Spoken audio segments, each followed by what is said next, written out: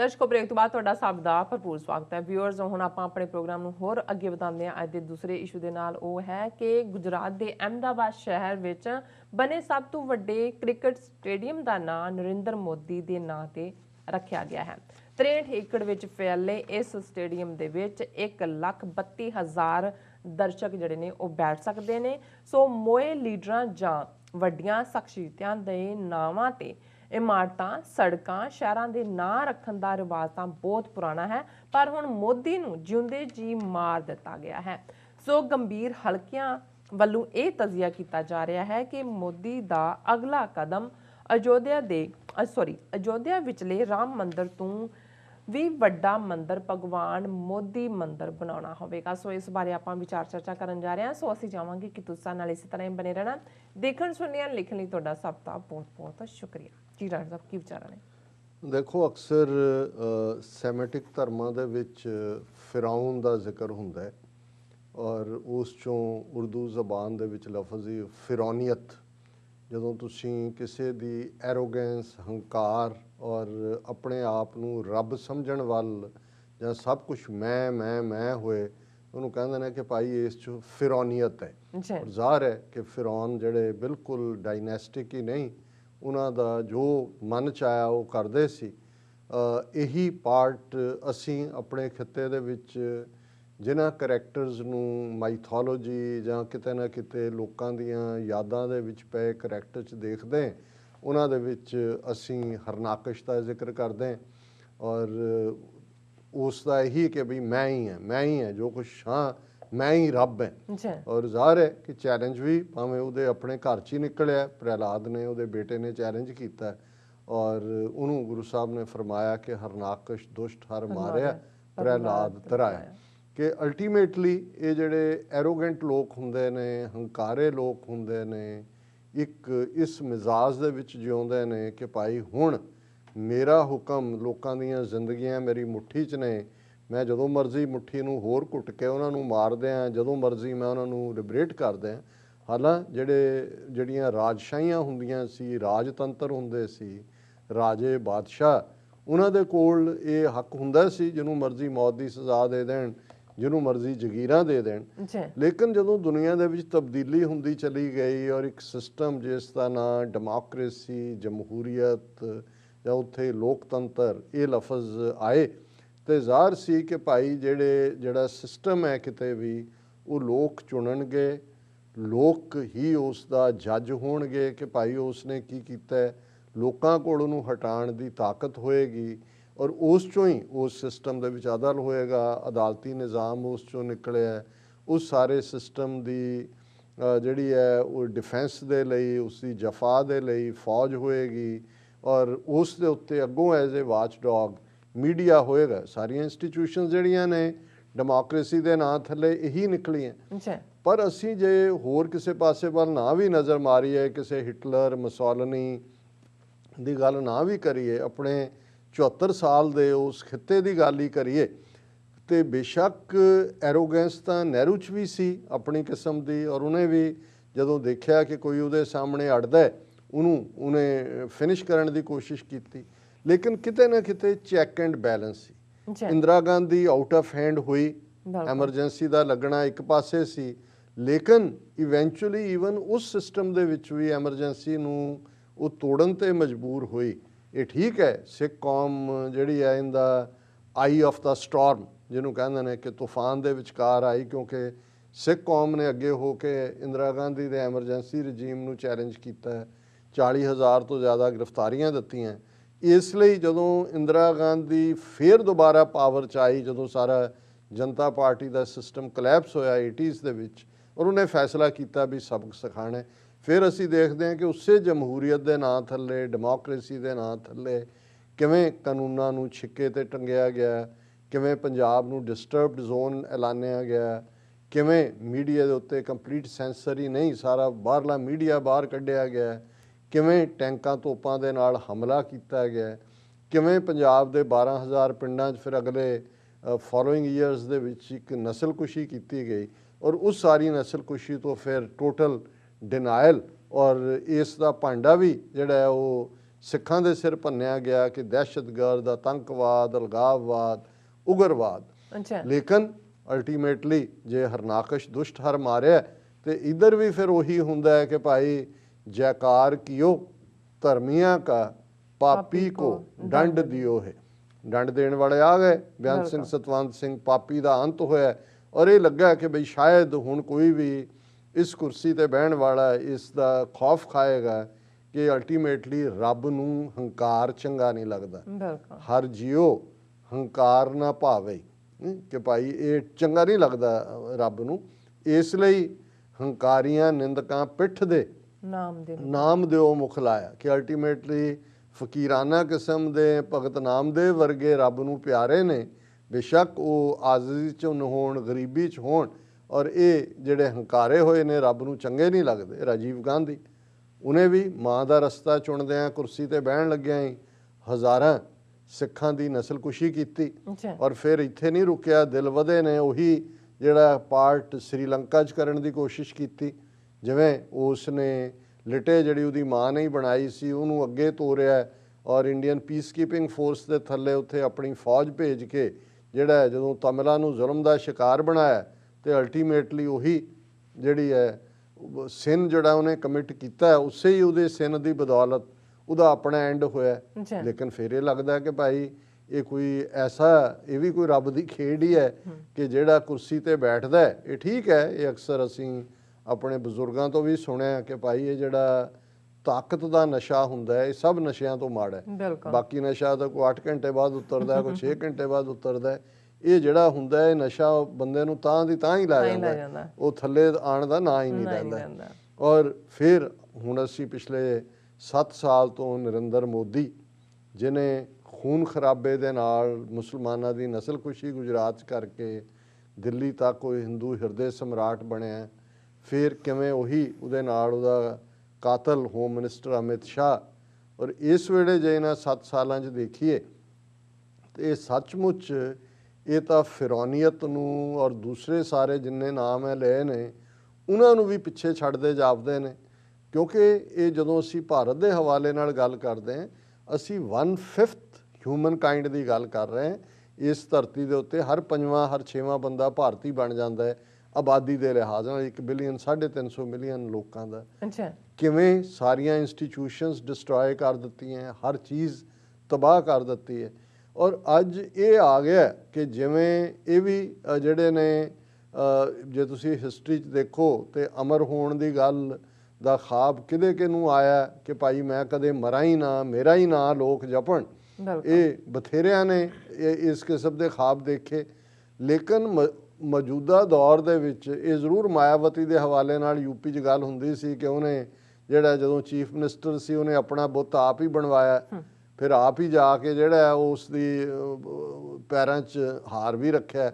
ਔਰ ਜ਼ਾਹਰ ਹੈ ਕਿ ਉਹਦੀ ਪੀਕ ਵੀ ਸੀ ਉਦੋਂ। ਮਾਇਆਵਤੀ ਇੱਕ ਫੋਰਸ ਸੀ ਜਿਹਦੇ 'ਚ ਹੋਪ ਵੀ ਸੀ, ਜਿਹੜਾ ਭਾਰਤ ਦਾ ਇਕੱਲਾ ਦਲਿਤ ਵਰਗ ਹੀ ਨਹੀਂ, ਮਾਈਨੋਰਿਟੀਜ਼ ਵੀ ਇਹ ਸਮਝਦੇ ਸੀ ਕਿ ਭਾਈ ਇਹ ਜਿਹੜਾ ਉਹਦਾ ਮੈਂਟਰ ਹੈ ਮਾਇਆਵਤੀ ਦਾ ਕਾਂਸ਼ੀ ਰਾਮ, ਜਿਹੜਾ ਕਹਿੰਦਾ ਸੀ ਬ੍ਰਾਹਮਣਵਾਦ ਦੀ ਸਭ ਪੁਆੜੇ ਦੀ ਜੜ, ਤੇ ਇਹਨੇ ਯੂਪੀ ਸਭ ਤੋਂ ਵੱਡੇ ਸੂਬੇ ਦੀ ਪਾਵਰ ਲਈ ਹੈ। ਔਰ ਜੇ ਇਹ ਉਸ ਰੈਵੋਲੂਸ਼ਨ ਨੂੰ ਬ੍ਰਾਹਮਣਵਾਦ ਦੇ ਖਿਲਾਫ ਅੱਗੇ ਤੋਰੇ ਤੇ ਭਾਰਤ ਦੇ ਮੁਸਲਮਾਨ, ਈਸਾਈ, ਦਲਿਤ, ਆਦੀਵਾਸੀ, ਸਿੱਖ ਸਾਰੇ ਨਾਲ ਲੱਗਣਗੇ ਔਰ ਇਹ ਚੈਲੰਜ ਹੋਏਗਾ। ਪਰ ਅਲਟੀਮੇਟਲੀ ਉਹ ਵੀ ਜਿਹਨੂੰ ਕਹਿੰਦੇ ਨੇ ਕਿ ਉਸੇ ਰੋਗ ਨਾਲ ਬੱਕਰੀ, ਜਿਸ ਰੋਗ ਨਾਲ ਬੱਕਰੀ ਮਰ ਗਈ ਉਹੀ ਰੋਗ ਪਠੋਰੇ ਨੂੰ, ਉਹਦੇ ਨਾਲ ਹੀ ਜਿਹੜਾ ਉਹਦਾ ਪਠੋਰਾ ਵੀ ਮਰ ਗਿਆ। ਕਿ ਉਹੀ ਜਿਹੜਾ ਬ੍ਰਾਹਮਣਵਾਦ ਨੇ ਇੱਕ ਹਰ ਇੱਕ ਨੂੰ ਜਿਹਨੂੰ ਮਾਰਨਾ ਉਹਨੂੰ ਦੇਵਤਾ ਬਣਾ ਦਿਓ। ਔਰ ਫਿਰ ਉਹ ਸੱਚਮੁੱਚ ਆਪਣੇ ਆਪ ਨੂੰ ਦੇਵਤਾ ਸਮਝਣ ਲੱਗ ਜਾਂਦਾ ਔਰ ਉਹੀ ਉਹਦਾ ਐਂਡ ਕਰਦਾ। ਸੋ ਉੱਥੋਂ ਤੁਸੀਂ ਦੇਖਦੇ ਹੋ ਕਿ ਮਾਇਆਵਤੀ ਦਾ ਕਮਜ਼ੋਰ ਹੁੰਦੇ ਹੁੰਦੇ ਅੱਜ ਉਹ ਇੱਕ ਨੁਕਰੇ ਲੱਗੀ ਬੈਠੀ ਹੈ। CBI ਦੀਆਂ ਦੂਜੀਆਂ ਫਾਈਲਾਂ ਵੀ ਇਹਨਾਂ ਨੇ ਤਿਆਰ ਰੱਖੀਆਂ ਹੋਈਆਂ ਕਿ ਜ਼ਬਾਨ ਖੋਲ੍ਹ ਲਈ ਕਿਉਂਕਿ ਟੋਟਲ ਜਿਹੜਾ ਕਰਪਸ਼ਨ ਵੱਲ ਤੋਰ ਦਿੱਤਾ ਹੁਣ। ਔਰ ਉਸ ਦੀ ਉਦੋਂ ਨਖੇਦੀ ਹੋਈ। ਹੁਣ ਮੋਦੀ ਜਿਹੜਾ ਸੱਚਮੁੱਚ ਇਸ ਵੇਲੇ ਵਰਚੁਅਲੀ ਖੁਦਾ ਬਣਿਆ ਹੋਇਆ, ਇਹਦੇ 'ਚ ਕੋਈ ਦੋ ਰਾਵਾਂ ਨਹੀਂ ਨੇ। ਤੁਸੀਂ ਇਹ ਦੇਖੋ ਕਿ ਵਿਦਿਨ ਕੈਬਨਿਟ ਵੀ ਮੋਦੀ ਅਮਿਤ ਸ਼ਾਹ ਤੋਂ ਬਿਨਾਂ ਤੁਸੀਂ ਕਿਸੇ ਦੀ ਕਵਰੇਜ ਦਿਖਾਓ, ਕਿੰਨੇ ਕੁ ਵਜ਼ੀਰਾਂ ਦੇ ਨਾਂ ਕਿਸੇ ਨੂੰ ਯਾਦ ਹੋਣਗੇ ਕਿ ਉਹਦੀ ਕੈਬਨਿਟ 'ਚ ਕੌਣ ਹੈ। ਈਵਨ ਰਾਜਨਾਥ ਸਿੰਘ ਵਰਗੇ ਖੁੰਝੇ ਲੱਗ ਗਏ ਜਾਂ ਲਾ ਦਿੱਤੇ। ਹੁਣ ਇਸ ਸਾਰੇ ਤੋਂ ਬਾਅਦ ਜਿਹੜੀ ਅੱਜ ਖਬਰ ਨਾ ਸਿਰਫ ਡਿਸਕਸ ਹੋ ਰਹੀ ਹੈ ਜਿਸ ਲਾਈਨ ਤੇ ਮੈਂ ਕਿਹਾ, ਉਸੇ ਲਾਈਨ ਦੇ ਉੱਤੇ ਆਪੋਜੀਸ਼ਨ ਨੇ ਵੀ ਕਿਹਾ, ਨਿਰਪੱਖ ਲੋਕਾਂ ਨੇ ਵੀ ਕਿਹਾ ਕਿ ਇਹ ਜਦੋਂ ਲੋਕ ਮਰ ਜਾਂਦੇ ਨੇ ਜਿਨ੍ਹਾਂ ਨੇ ਕੁਝ ਕੰਮ ਕੀਤਾ ਹੁੰਦਾ ਹੈ, ਉਹਨਾਂ ਦੀ ਉਮਤ, ਉਹਨਾਂ ਦੇ ਮੁਲਕ ਦੇ ਲੋਕ ਆਪਣੇ ਜਿਹੜੇ ਉਹਨਾਂ ਦੇ ਕੋਈ ਮੈਮੋਰੀਅਲ ਬਣਾਉਂਦੇ ਨੇ ਜਾਂ ਸੜਕਾਂ ਦੇ ਨਾਂ ਜਾਂ ਕੋਈ ਇਮਾਰਤਾਂ ਜਾਂ ਸ਼ਹਿਰਾਂ ਦੇ ਨਾਂ ਉਹਨਾਂ 'ਤੇ ਰੱਖਦੇ ਨੇ ਵੀ ਉਹਨਾਂ ਦੀ ਕੰਟਰੀਬਿਊਸ਼ਨ ਹੈ। ਹੁਣ ਮੋਦੀ ਦੀ ਵੀ ਇਹੀ ਲਾਈਨ ਰਹੀ, ਪਹਿਲਾਂ ਉਹਨੇ ਇੱਕ ਦੋ ਵਾਰ ਐਸਾ ਹੋਇਆ ਵੀ ਕੁਛ ਨੇ, ਪਰ ਹੁਣ ਮੈਨੂੰ ਲੱਗਦਾ ਵੀ ਮੋਦੀ ਨੂੰ ਇਹ ਲੱਗਦਾ ਹੈ ਵੀ ਮੇਰੇ ਮਰਨ ਤੋਂ ਬਾਅਦ ਤਾਂ ਮੇਰੀ ਜਿੱਥੇ ਕਿਸੇ ਨੇ ਪਤਾ ਨਹੀਂ ਕਿੱਥੇ ਫੂਕਣਾ ਮੈਨੂੰ, ਉਹਦੇ ਤੇ ਵੀ ਜੁੱਤੀਆਂ ਮਾਰਨੀਆਂ ਲੋਕਾਂ ਨੇ ਆ ਕੇ। ਮੈਂ ਜਿਉਂਦੇ ਜੀ ਤਾਂ ਕੁਛ ਐਸਾ ਕਰ ਜਾ ਕਿ ਜਿਹੜਾ ਮੇਰੇ ਨਾਂ ਤੇ ਰਹੇ, ਤੇ ਜੇ ਕਿਸੇ ਨੇ ਬਦਲਾਣਾ ਵੀ ਹੋਏ, ਕੋਈ ਪ੍ਰੋਸੈਸ ਹੀ ਹੋਏ ਜਾਂ ਕੁਝ ਕਹਿਣ ਵੀ ਚਲੋ ਰਹਿਣ ਦਿਓ। ਔਰ ਇਹ ਜਿਹੜਾ ਈਵਨ ਜਿਹੜਾ ਉਹ ਸਾਰਾ ਕੰਪਲੈਕਸ ਹੈ ਜਿੱਥੇ ਲੈ ਕੇ ਇਹਨੂੰ ਟਰੰਪ ਨੂੰ ਵੀ ਗਿਆ, ਉੱਥੇ ਹੀ ਆਇਆ ਔਰ ਟਰੰਪ ਨੇ ਵੀ ਉਹ 6 ਮਿਲੀਅਨ ਪੀਪਲ ਆਹੋ ਜਿਵੇਂ ਦਾ ਉਹ ਵੀ ਉਸ ਕਿਸਮ ਦਾ ਫਰਾਉਨ, ਔਰ ਇਹ ਫਰਾਉਨ ਨੂੰ ਫਰਾਉਨ ਟੱਕਰਿਆ ਔਰ ਉਹਦਾ ਨਤੀਜਾ ਅੱਜ ਜਿਹੜਾ ਜਿਹਨੂੰ ਦੁਨੀਆ ਦਾ ਸਭ ਤੋਂ ਵੱਡਾ ਕ੍ਰਿਕਟ ਸਟੇਡੀਅਮ ਕਿਹਾ ਜਾ ਰਿਹਾ 63 ਏਕੜ ਦੇ ਵਿੱਚ ਫੈਲਿਆ ਹੋਇਆ। ਹਾਲਾਂਕਿ ਉਹ ਸਾਰੇ ਕੰਪਲੈਕਸ ਦਾ ਨਾਂ ਵੱਲਭ ਭਾਈ ਪਟੇਲ ਦੇ ਨਾਂ ਤੇ ਸੀ ਹੁਣ ਤੱਕ, ਔਰ ਉਹੀ ਜਿਸ ਪਟੇਲ ਨੂੰ ਵਡਿਆਉਣ ਲਈ ਜਿਹੜਾ ਉਹਨੇ ਕਿਹਾ ਜੀ ਸਟੈਚੂ ਆਫ ਲਿਬਰਟੀ ਤੋਂ ਵੀ ਅਸੀਂ ਉੱਚਾ ਬੁੱਤ ਖੜਾ ਕਰਤਾ ਹੈ ਜੀ, ਔਰ ਉਹ 'ਤੇ ਵੀ ਟਿਕਟ ਲਾਈ ਹੋਈ ਹੈ। ਪਹਿਲਾਂ ਬੁੱਤ ਬਣਵਾਇਆ ਵੀ ਚੀਨ ਤੋਂ, ਔਰ ਹੁਣ ਜਿਹੜਾ ਈਵਨ ਇਹ ਪਟੇਲ ਦਾ, ਔਰ ਕਈਆਂ ਨੇ ਕਿਹਾ ਕਿ ਵੀ ਇਹ ਉਸ ਪਟੇਲ ਸਟੇਡੀਅਮ ਦਾ ਜਿਹੜਾ ਸਾਰਾ ਕੰਪਲੈਕਸ ਹੈ ਉਹਦੇ 'ਚ ਹੀ ਮੋਟੇਰਾ ਸਟੇਡੀਅਮ ਜਿਹਦਾ ਨਾਂ ਸੀ ਓਬਵੀਅਸਲੀ ਟਾਊਨ ਜਾਂ ਕਸਬਾ ਹੋਏਗਾ ਪਹਿਲਾਂ ਦਾ ਮੋਟੇਰਾ, ਜਾਂ ਕਿਸੇ ਅੰਗਰੇਜ਼ ਦੇ ਨਾਂ ਤੇ ਹੋਏਗਾ, ਮੈਂ ਇਹਨੂੰ ਨਹੀਂ ਦੇਖਿਆ ਹੈ। ਹੁਣ ਉਹਨਾਂ ਨੇ ਕਿਹਾ ਜੀ ਕਿ ਇਹ ਜਿਹੜਾ ਕ੍ਰਿਕਟ ਸਟੇਡੀਅਮ ਇਹਦੇ 'ਚ ਬਣਿਆ ਹੈ ਜਿਹਦੇ 'ਚ ਕਿ 1,32,000 ਲੋਕ ਬੈਠ ਸਕਦੇ ਨੇ ਦਰਸ਼ਕ, ਦੁਨੀਆ ਦਾ ਸਭ ਤੋਂ ਵੱਡਾ ਸਟੇਡੀਅਮ ਹੈ। ਇਸ ਦਾ ਨਾਂ ਇਹੀ ਨਹੀਂ ਕਿ ਨਰਿੰਦਰ ਮੋਦੀ ਦੇ ਨਾਂ ਤੇ ਹੋਏਗਾ, ਪ੍ਰੈਜ਼ੀਡੈਂਟ ਆਫ ਇੰਡੀਆ ਜਿਹੜਾ ਹੈ ਉਹ ਆ ਕੇ ਉੱਥੇ ਉਸ ਨੂੰ ਲਾ ਰਿਹਾ ਉਸ ਸਲੈਬ ਨੂੰ, ਔਰ ਉੱਥੇ ਅਮਿਤ ਸ਼ਾਹ ਵੀ ਮੌਜੂਦ ਹੈ ਔਰ ਮੋਦੀ ਜੀ ਕੀ ਜੈ, ਮੋਦੀ ਜੀ ਕੀ ਜੈ ਹੋ ਰਹੀ ਹੈ। ਹਾਲਾਂਕਿ ਇਹ ਸਾਰੇ ਦੇ ਉੱਤੇ ਉਹਨਾਂ ਦੇ ਵੀ ਜਿਹੜੇ ਸੂਝਵਾਨ ਨੇ, ਦਾਨਸ਼ਮੰਦ, ਉਹਨਾਂ ਨੇ ਕਿਹਾ ਜੀ ਮਰਿਆਂ ਬਾਅਦ ਯਾਦਗਾਰਾਂ ਦੂਜੇ ਬਣਾਉਂਦੇ ਤਾਂ ਦੇਖੇ ਸੀ, ਇਹਨੂੰ ਲੱਗਦਾ ਵੀ ਮਰਿਆਂ ਬਾਅਦ ਤਾਂ ਜੁੱਤੀਆਂ ਹੀ ਪੈਣੀਆਂ, ਜੋ ਕੁਝ ਮੈਂ ਕੀਤਾ ਮੈਂ ਜਿਉਂਦੇ ਜੀ ਕਰ ਜਾ। ਪਰ ਇਹ ਹੋਛਾਪਨ ਵੀ ਦਿਖਾਉਂਦਾ ਜਦੋਂ ਇਹ ਦੱਸਦਾ ਹੈ ਕਿ ਬਈ ਉਹ ਜਦੋਂ ਓਬਾਮਾ ਗਿਆ ਤੇ ਉਹ ਜਿਹੜਾ ਸੂਟ ਇਹਨੇ ਪਾਇਆ ਉਹਦੇ ਤੇ NM ਲਿਖਿਆ ਸੀ, ਉੱਤੋਂ ਲੈ ਕੇ ਥੱਲੇ ਤੱਕ ਪਤਾ ਨਹੀਂ ਕਿੰਨੇ ਲੱਖ ਦਾ, ਉਹ ਤੇ ਮਜ਼ਾਕ ਉਡਾਇਆ ਕਿ ਭਾਈ ਉਹ ਉਸੇ ਤਰ੍ਹਾਂ ਮਿਸ਼ੇਲ ਓਬਾਮਾ ਦੇ ਨਾਲ ਛਤਰੀ 'ਚ ਖੜਾ ਹੈ, ਉਹੀ ਸਧਾਰਨ ਜਿਹੇ ਸੂਟ ਜਿਹੜਾ ਦੁਨੀਆ ਦੀ ਸੁਪਰ ਪਾਵਰ ਦਾ ਪ੍ਰੈਜ਼ੀਡੈਂਟ ਹੈ, ਤੂੰ ਕੰਪਲੈਕਸ ਦਾ ਮਾਰਿਆ ਹੋਇਆ ਸਾਰੀ ਉਮਰ ਦਾ, ਤੂੰ NM ਵੀ ਗਵਾਚ ਚੱਲਿਆ ਤੂੰ, ਕਦੇ ਉੱਤੋਂ ਥੱਲੇ ਤੱਕ ਤੈਨੂੰ ਨਰਿੰਦਰ ਮੋਦੀ। ਬਾਅਦ 'ਚ ਉਹਨੂੰ ਲੱਗਾ ਕਿ ਵੀ ਇਹ ਤਾਂ ਹੋਇਆ ਫਿਰ ਉਹ ਜੀ ਮੈਂ ਇਹਨੂੰ ਨਿਲਾਮ ਕਰ ਰਿਹਾ, ਇਹਦਾ ਜਿਹੜਾ ਪੈਸਾ ਆਏਗਾ ਫਲਾਣੇ, ਪਰ ਜਿਹੜਾ ਘਟੀਆ ਆਦਮੀ, ਟੋਟਲ ਨੀਚ ਕਿਸਮ ਦੀ ਜਿਹੜੀਆਂ ਹਰਕਤਾਂ, ਔਰ ਇਹ ਵੀ ਇੱਕ ਨੀਚ ਹਰਕਤ ਹੈ। ਪਰ ਇਹ ਵੀ ਦੱਸ ਰਿਹਾ ਹੈ ਕਿ ਵੀ ਇਹਨੂੰ ਹੁਣ ਫਿਕਰ ਪੈ ਗਿਆ ਕਿ ਵੀ ਮੈਂ ਛੱਡ ਕੇ ਕੀ ਜਾਣਾ। ਬਿਲਕੁਲ। ਔਰ ਉਹ ਕਹਿੰਦਾ ਵੀ ਬਾਕੀ ਤਾਂ ਮੈਂ ਕਰ ਲਿਆ, ਹੁਣ ਇਹ ਜਿਹੜਾ ਘੱਟੋ ਘੱਟ ਯਾਦਗਾਰ ਹੈ। ਔਰ ਮੈਨੂੰ ਇਹ ਖਿਆਲ ਆਇਆ, ਮੈਂ ਕਿਹਾ ਜੀ ਹੁਣ ਨੈਕਸਟ ਮੂਵ ਕੀ ਹੋਏਗਾ ਕਿ ਵੀ ਜਿਸ ਹੱਦ ਤੱਕ ਉਹ ਆਪਣੇ ਆਪ ਨੂੰ ਲੈ ਗਿਆ, ਉਹ ਪਹਿਲਾਂ ਇੱਕ ਕਤਲੇਆਮ ਕਰਕੇ ਹਿੰਦੂ ਹਿਰਦੇ ਸਮਰਾਟ ਬਣ ਗਿਆ, ਹੁਣ ਦਿਲ ਦੇ ਉੱਤੇ ਤਾਂ ਦਿਲ ਬੈਠਾ ਹੀ ਹੈ ਐਂਪਰਰ ਹਿੰਦੂਆਂ ਦੇ। ਅਗਲਾ ਸਟੈਪ ਕੀ ਹੈ? ਫਿਰ ਤਾਂ ਭਗਵਾਨ ਹੀ ਰਹਿ ਜਾਂਦਾ। ਔਰ ਜੇ ਹੁਣ ਭਗਵਾਨ ਵੀ ਬਣਨਾ, ਜੇ ਮੋਦੀ ਨੇ ਸਟੇਡੀਅਮ ਦੇ ਉਸ ਸਟੇਡੀਅਮ ਦਾ ਨਾਂ ਰਖਵਾਇਆ ਜਿਹੜਾ ਦੁਨੀਆ ਦਾ ਸਭ ਤੋਂ ਵੱਡਾ ਸਟੇਡੀਅਮ ਹੈ ਕੈਪੈਸਿਟੀ ਦੇ ਲਿਹਾਜ਼ ਨਾਲ, ਤੇ ਜੇ ਹੁਣ ਮੋਦੀ ਮੰਦਿਰ ਵੀ ਬਣੇਗਾ, ਹੁਣ ਤੱਕ ਤਾਂ ਇਹੀ ਸੀ ਨਾ ਕਿ ਭਵਯ ਰਾਮ ਮੰਦਿਰ, ਅਯੁੱਧਿਆ ਮੰਦਿਰ ਵਹੀਂ ਬਣਾਏਂਗੇ, ਉਹ ਮੰਦਿਰ ਜਿਹਦੇ ਵਰਗਾ ਦੁਨੀਆ 'ਚ ਕੋਈ ਮੰਦਿਰ ਨਹੀਂ। ਸੋ ਹੁਣ ਜਿਹੜਾ ਭਗਵਾਨ ਮੋਦੀ ਦਾ ਮੰਦਿਰ ਬਣਨਾ ਉਹ ਜ਼ਾਹਰ ਹੈ ਫਿਰ ਭਗਵਾਨ ਰਾਮ ਦੇ ਮੰਦਿਰ ਤੋਂ ਵੀ ਵੱਡਾ ਹੀ ਹੋਏਗਾ। ਔਰ ਹੁਣ ਆਲਰੇਡੀ ਇਸ ਰਾਮ ਮੰਦਿਰ ਦੇ ਲਈ ਜਿਹੜਾ ਉਹ ਕਾਲਾਂ ਕਰਕੇ ਚੰਦੇ ਇਕੱਠੇ ਕਰ ਰਹੇ ਨੇ ਲੋਕ ਚੰਗਿਆਂ ਭਲਿਆਂ ਤੋਂ, ਉਹ ਪੂਰੇ ਉਹਨਾਂ ਦੇ ਤੁਰੇ ਹੋਏ ਨੇ। ਔਰ ਇਹ ਘੱਟ ਗਿਣਤੀਆਂ ਨੂੰ ਇੰਟੀਮੀਡੇਟ ਕਰਨਾ ਵੀ ਹੈ, ਮੁਸਲਮਾਨਾਂ ਕੋਲੋਂ ਜਾ ਕੇ ਪੈਸੇ ਮੰਗ ਰਹੇ ਨੇ, ਸਿੱਖਾਂ ਕੋਲੋਂ ਮੰਗ ਰਹੇ ਨੇ। ਔਰ ਇੱਕ ਪੰਜਾਬ ਦੇ MLA ਨੇ ਕਿਹਾ, ਕਹਿੰਦੇ ਮੈਨੂੰ ਇੱਕ ਪ੍ਰੋਮੀਨੈਂਟ BJP ਲੀਡਰ ਦੀ ਕਾਲ ਆਈ ਤੇ ਮੈਨੂੰ ਲੱਗਾ ਉਹਨੇ ਕਦੇ ਕੀਤਾ ਨਹੀਂ ਸੀ ਵੀ ਸ਼ਾਇਦ ਉਹ ਕਹਿ ਰਿਹਾ ਵੀ ਕਿਸਾਨਾਂ ਦੀ ਗੱਲ ਮੁਕਾਈਏ, ਕੁਛ ਕਰੀਏ, ਤੇ ਕਹਿੰਦਾ ਜੀ ਮੈंने तो कॉल किया है आपसे राम मंदिर के लिए आप चंदा दें हमें। ਹੁਣ ਇਹ ਤਾਂ ਇਸ ਕੰਮ ਤੇ ਲੱਗੇ ਹੋਏ ਨੇ। ਔਰ ਕੁੱਲ ਮਿਲਾ ਕੇ ਇਹ ਜਿਹੜੀ ਮੈਂ ਗੱਲ ਕਹੀ ਹੈ ਭਵਿਆ ਮੰਦਰ ਮੋਦੀ ਦੇ ਨਾਂ ਤੇ ਭਗਵਾਨ ਮੋਦੀ ਮੰਦਰ, ਇਹ ਗਲਤ ਨਹੀਂ ਹੈ। ਤੁਸੀਂ ਆਉਣ ਵਾਲੇ ਦਿਨਾਂ 'ਚ ਫਿਰ ਮੈਂ ਕਲਿੱਪ ਨਹੀਂ ਦਿਖਾਣੀ ਹੈ ਦਿਖਾਉਣ ਲਈ ਕਿ ਜੀ ਇੰਨੀ ਫਰਵਰੀ ਨੂੰ ਅਸੀਂ ਇਹ ਕਿਹਾ ਸੀ। ਔਰ ਦੇਖੋ ਉੱਥੇ ਖੌਫ ਦਾ ਡਰ ਦਾ ਆਲਮ ਕੀ ਹੈ।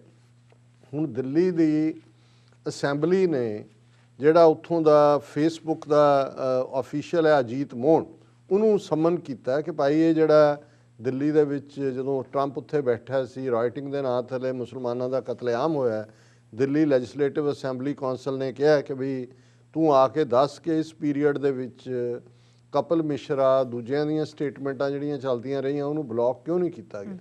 ਹੁਣ ਇਹ ਜਿਹੜਾ ਇਹਨਾਂ ਦਾ ਫੇਸਬੁੱਕ ਦਾ ਅਫੀਸ਼ੀਅਲ ਹੈ ਅਜੀਤ ਮੋਹਨ, ਉਹ ਸੁਪਰੀਮ ਕੋਰਟ 'ਚ ਪਹੁੰਚ ਗਿਆ ਕਿ ਜੀ ਮੈਨੂੰ ਤੁਸੀਂ ਜਿਹੜਾ ਇਹ ਨਾ ਉਹਦੇ ਸਾਹਮਣੇ ਪੇਸ਼ ਹੋਣ ਦੇ ਉੱਤੇ ਮੈਨੂੰ ਪਾਬੰਦ ਕੀਤਾ ਜਾ ਰਿਹਾ। ਔਰ ਜਿਹੜੀ ਉਹਨੇ ਗੱਲ ਕਹੀ ਫੇਸਬੁੱਕ ਦੇ ਹਾਇਰ ਆਫੀਸ਼ੀਅਲ ਨੇ, ਇਹ ਦੱਸ ਰਹੀ ਹੈ ਵੀ ਇਹ ਕਿਵੇਂ ਸੱਚਮੁੱਚ ਫਰਾਉਨ ਭਗਵਾਨ ਬਣਿਆ ਹੋਇਆ ਹੈ।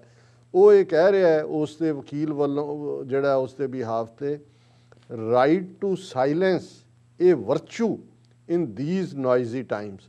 ਉਹਨੇ ਕਿਹਾ ਕਿ ਜੀ ਦੇਖੋ ਮੈਂ ਨਹੀਂ ਜਾਣਾ ਚਾਹੁੰਦਾ ਉਸ ਕਮੇਟੀ ਦੇ ਸਾਹਮਣੇ, ਕਿਉਂਕਿ ਇਸ ਪੀਰੀਅਡ ਦੇ ਵਿੱਚ ਜਿਹੜੀ ਹੈ ਮੈਨੂੰ ਇਹ ਨਾ ਕੰਪੈਲ ਕੀਤਾ ਜਾਏ ਜਾਣ ਦੇ ਲਈ ਕਿ ਜੋ ਇਸ ਵੇਲੇ ਨੋਇਜ਼ੀ ਟਾਈਮ ਚੱਲ ਰਹੇ ਨੇ ਉਹਦੇ 'ਚ ਰਾਈਟ ਟੂ ਸਾਇਲੈਂਸ ਇਹ ਇੱਕ ਬਹੁਤ ਵਰਚੂ ਹੈ ਵੀ ਮੈਨੂੰ ਇਸ ਹੱਕ ਦਾ ਇਸਤੇਮਾਲ ਕਰਨ ਦਿੱਤਾ ਜਾਏ। ਔਰ ਉਹਦੇ 'ਚ ਇਹ ਕਹਿ ਰਿਹਾ ਉਹਨਾਂ ਦੇ ਵਕੀਲ ਦੇ ਬਿਹਾਫ ਤੇ ਕਿ ਭਾਈ ਜਿਹੜੇ ਨੇ there are two broad silos. One is existence of powers and compulsion of appearance and second is competence. ਔਰ ਉਹਨਾਂ ਨੇ ਕਿਹਾ ਕਿ ਬਈ ਇਹ ਦਿੱਲੀ ਅਸੈਂਬਲੀ ਜਿਹੜੀ ਹੈ ਮੇਰੇ ਤੇ ਰਹਿਮ ਕਰੇ ਔਰ ਮੈਨੂੰ ਜਿਹੜਾ ਇਹ ਹੱਕ ਦੇ ਕਿ ਬਈ ਜਿਹੜਾ supreme court should recognise right to silence as a virtue in these noisy times, ਕਿ ਜਦੋਂ ਚਾਰ ਚਫੇਰੇ ਨੋਇਜ਼ੀ ਔਰ ਇਸ ਕਿਸਮ ਦਾ ਖੌਫਜ਼ਦਾ ਮਾਹੌਲ ਬਣਿਆ ਹੋਇਆ ਇਹ ਹੱਕ ਜਿਹੜਾ ਇਹ ਦਿੱਤਾ ਜਾਏ। ਸੋ ਕੁੱਲ ਮਿਲਾ ਕੇ ਜਿੱਥੇ ਫੇਸਬੁੱਕ ਦੇ ਹਾਇਰ ਆਫੀਸ਼ੀਅਲ ਨੂੰ ਇਹ ਕਹਿਣਾ ਪੈ ਰਿਹਾ ਕਿ ਮੇਰਾ ਬੋਲਣਾ ਜਿਹੜਾ ਉਹ ਤਬਾਹੀ ਲਿਆਏਗਾ ਔਰ ਰਾਈਟ ਟੂ ਸਾਇਲੈਂਸ ਮੈਨੂੰ ਦਿੱਤਾ ਜਾਏ, ਤੇ ਸਭ ਤੋਂ ਵੱਡਾ ਸਟੇਡੀਅਮ ਮੋਦੀ ਜੀ ਕੇ ਨਾਮ, ਤੇ ਫਿਰ ਹੁਣ ਜਿਹੜਾ ਇਸ ਲਈ ਤਿਆਰ ਰਹੋ कि भगवान मोदी का मंदिर दुनिया का सबसे बड़ा भव्य मंदिर, और उत्थे लंबी लाइन लगी होएगी अमित शाह तो लैके सारे दे।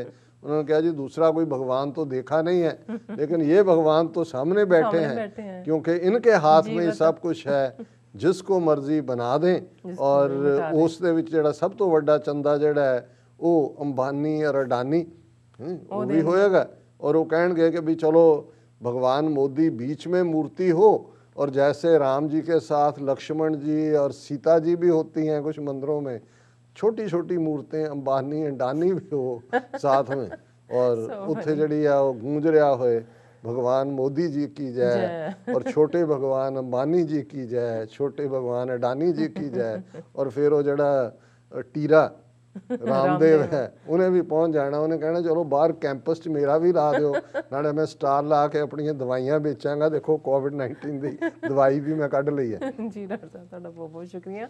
सो इत्थे लैने ब्रेक, व्यूअर्स तुसां इसी तरह बने रहना, मिलते हैं आफ्टर दिस शॉर्ट ब्रेक।